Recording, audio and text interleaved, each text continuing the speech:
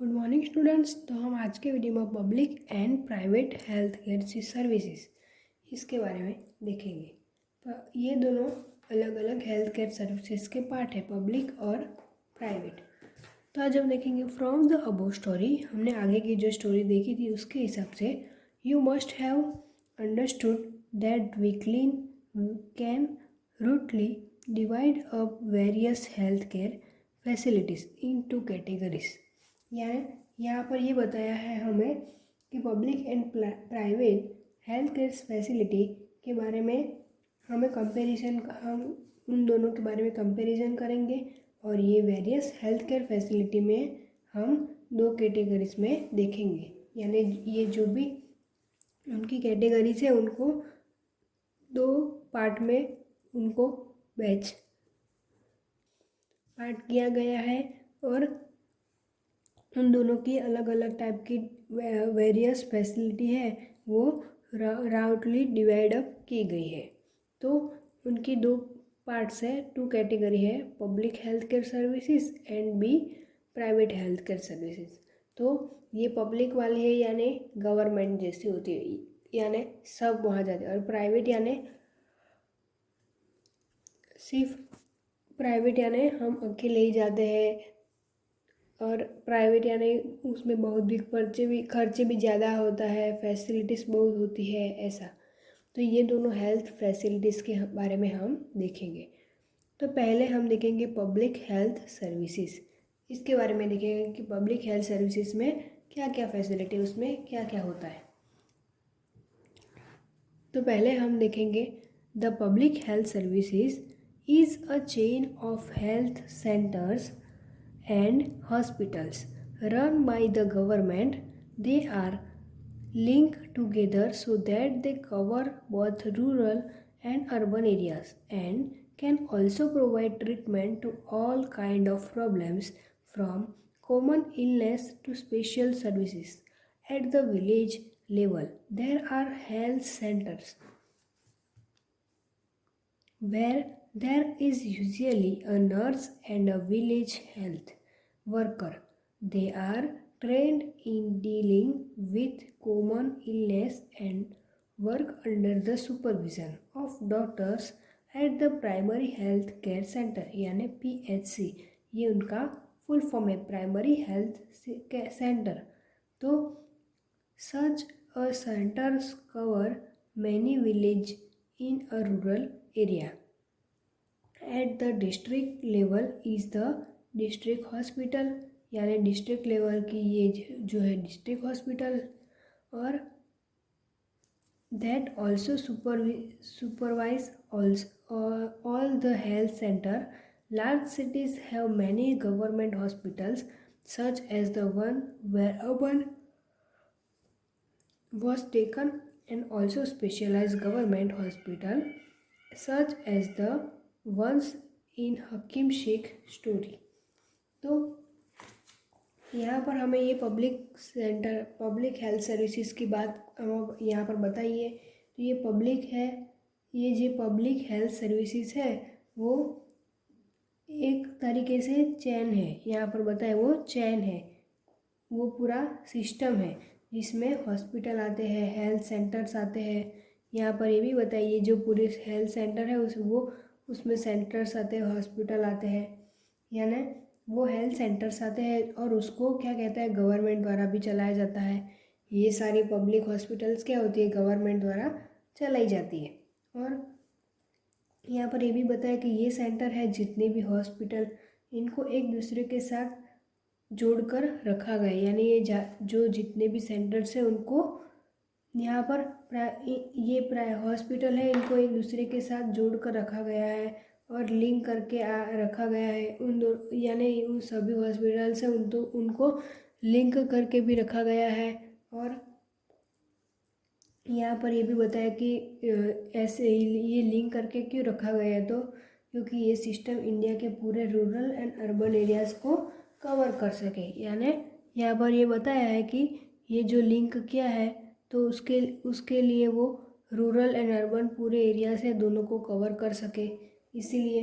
और यहाँ पर ये ट्रीटमेंट प्रोवाइड कर सके, ये दोनों की ट्रीटमेंट भी प्रोवाइड कर सके। और ये जो ट्रीटमेंट है वो छोटे से छोटे इलनेस को लेकर आपको बहुत ही स्पेशल सर्विसेज प्रोवाइड करते हैं।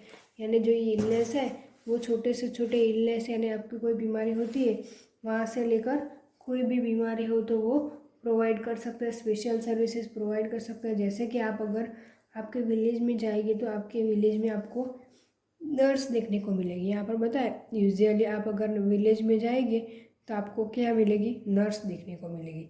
और उसके साथ विलेज हेल्थ वर्कर भी होगा। उनके साथ क्या होता है, विलेज हेल्थ वर्कर भी होगा। और उनको ट्रेन किया जाता है कि वो कॉमन इलनेस को ट्रीट करें। और यानी अगर आप विलेजेस में इलाज करवा रहे हैं तो कैंसर का इलाज नहीं होगा। अगर आप आपके विलेज में करवा रहे हैं तो छोटी छोटी बीमारी होती है उनका इलाज होता है, लेकिन बड़ा बड़ा अगर देखो कोई कैंसर वगैरह कोई बीमारी होती है तो उसका इलाज नहीं हो सकता है। तो लेकिन ये छोटे छोटे इलाज जैसे कि बुखार, मलेरिया, इस तरीके की इलाज हो सकते हैं। और वो क्या कहलाता है, PHS यानी पब्लिक हेल्थ सर्विसेज कहलाता है। और ये PHS वो रूरल एरियाज़ को कवर कर सकते हैं, यानी कि यहाँ पर उसके जो ऊपर उसके ऊपर के लेवल यानी डिस्ट्रिक्ट लेवल पर एक डिस्ट्रिक्ट हॉस्पिटल भी होती है। और यानी यहाँ पर छोटे छोटे इलाज हो सकते हैं। यानी ये जो भी लेवल होते हैं उनके ऊपर एक डिस्ट्रिक्ट लेवल भी होती है। और वो क्या होता है, PHC से बड़ा होता है, यानी वो पब्लिक हेल्थ सेंटर से भी बड़ा होता है।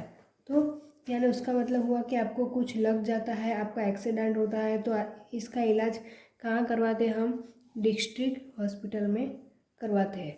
तो यहाँ पर बताया है कि इसके अलावा जो बड़ी सिटीज़ है वहाँ पर बहुत सारे गवर्नमेंट हॉस्पिटल्स हैं, जहाँ पर जैसे कि हमने आगे देखा था ईमेन को, वो जो अमन को ले गए थे। यानी इसका अलावा दूसरी स्टोरी भी थी हकीम शेख की, वो स्पेशल गवर्नमेंट हॉस्पिटल पे ले गए थे। ये सारी बात यहाँ पर बताइए। तो इसके बाद हम देखेंगे the health services is called public for many reasons in order to fulfill its commitment of providing health care to all citizens. The government has established these hospitals and health centers.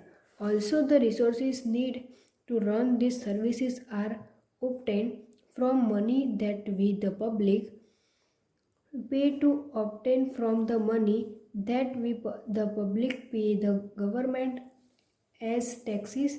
Hence, such facilities are meant for everyone. One of the most important aspects of the public